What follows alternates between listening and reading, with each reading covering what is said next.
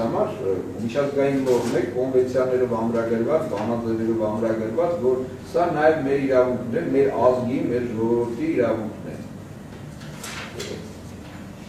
Ժողովուրդների ազգային ազատագրական պայքարը իրենց իրավունքները իրականացնելու պետությունների կողմից ճանաչման գործում, որոնց տանում են անեքսիոնիստական քաղաքականություն, ժողովուրդների շահագործման, ճնշման, ճորտացման, ստրկացման եւ այլ նմանօրինակ քաղաքականություն վերաբերում է օրինական պայքարի ձևերին։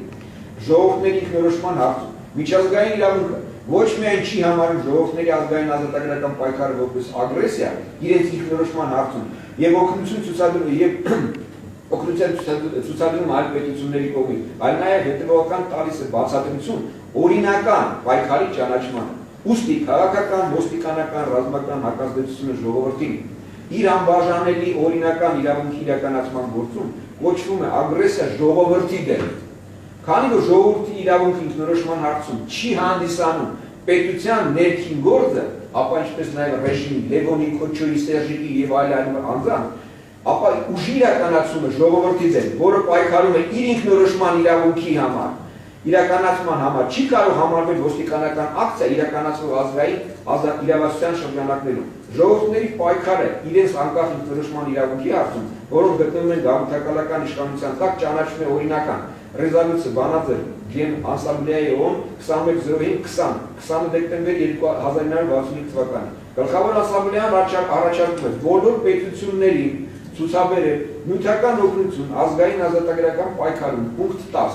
այդ սկզբունքները բառացիորեն հիմնավորվել է բանաձև Գեն ասամբլեայի 13 դեկտեմբեր 1996 թվականի պունկտ 7 բանաձև Բ 2189-25 24 հոկտեմբեր 1970 թվական ընդունելով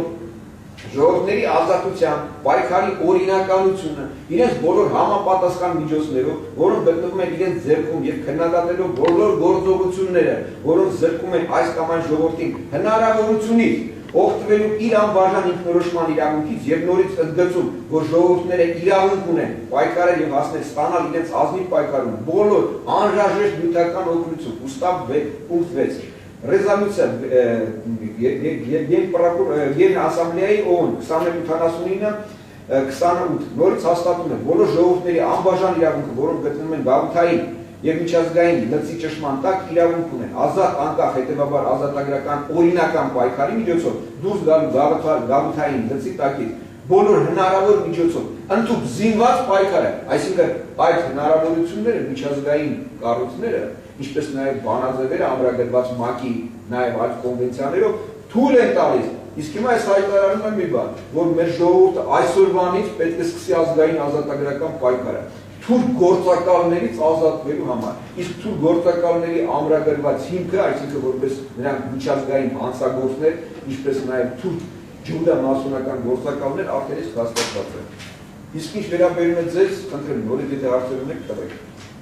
Իսկ սա եթե կներեք մի բան էլ ասեմ, ուրեմն սա ևս որպես փաստաթուղթ արդեն իսկ մտել է միջազգային կառույցների եւ միջազգային կառույցները, եթե դա իրավական որևիցե նորմի հակացություն ուներ կամ չեն համապատասխանում, այսինքն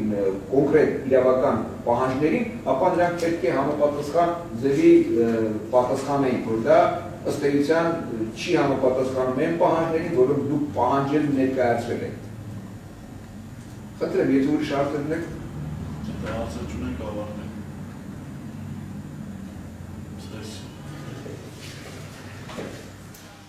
Հայաստանում գործող բոլոր կուսակցությունները,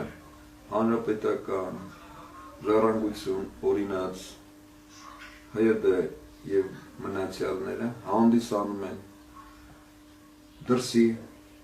այլ կազմակերպությունների, ինչպես նաև թույլ ջուդա մասոնական գործակալական ցանցի ֆիլիալներ եւ նրանց գործունեությունը իրականացում է միայն նրանց ծրագրերի շրջանակներում։ Որևիցե ազգային պետականամետ գործողություն նրանց կողմից չի իրականացվում, քանի որ այս պահին միայն մի վիճակ գոյություն ունի՝ պետական դավաճանություն, որը իրականացում է հայ ազգի հայկական պետականության դեմ։ Ուստի միակ միջոցը դա համախմբվել ազգային պետականամետ գաղափարի շուրջ եւ ազատագրել Հայաստանը թույլ գործակալներից։ Շնորհակալություն։